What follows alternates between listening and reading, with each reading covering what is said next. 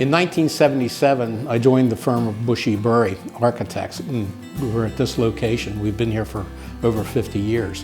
One of my first major projects for the Bushy Burry was working on the Washington County Detention Center. In addition to that, we moved into the Washington County Public Schools, working for them and various other agencies throughout the county. By 1995, my business partner, Pam Tetlow, and myself had purchased the firm, and from the rest of that became history.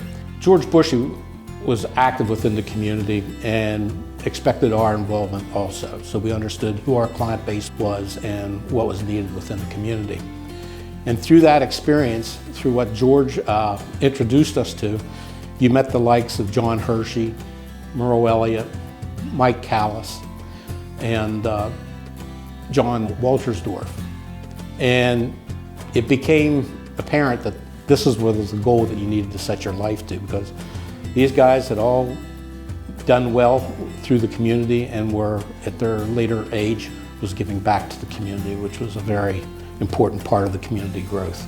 My involvement with nonprofits, I believe, was initiated with going through Leadership Washington County. And from there we learned the various aspects of Washington County and how the components of Washington County mesh together. From that point, my first involvement was with Community Foundation. I sat on the board for several years, but that moved on to the Mason-Dixon Council, the Museum of Fine Arts, and just most recently, Hospice of Washington County. Well, our involvement with Dewey's House goes back to sitting on the board at the Chamber of Commerce.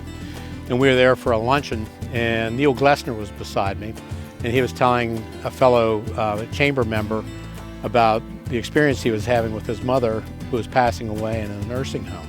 My partner, Pam Tetlow, her husband was also part of hospice, and because of his involvement with hospice and Neil Glessner's vision of creating a house of hospice services, it was a no-brainer to get our firm involved with that and donate our services based upon memory of Vernon and Pam Tetlow.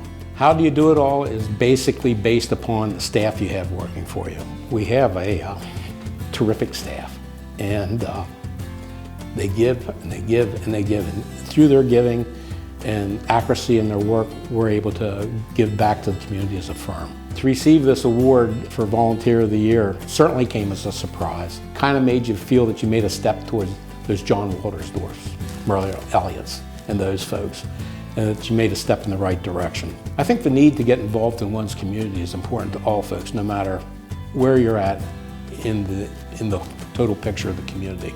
We all are recipients of benefits that has been given to us, and it's like paying forward. You need to do the same and get involved with the community.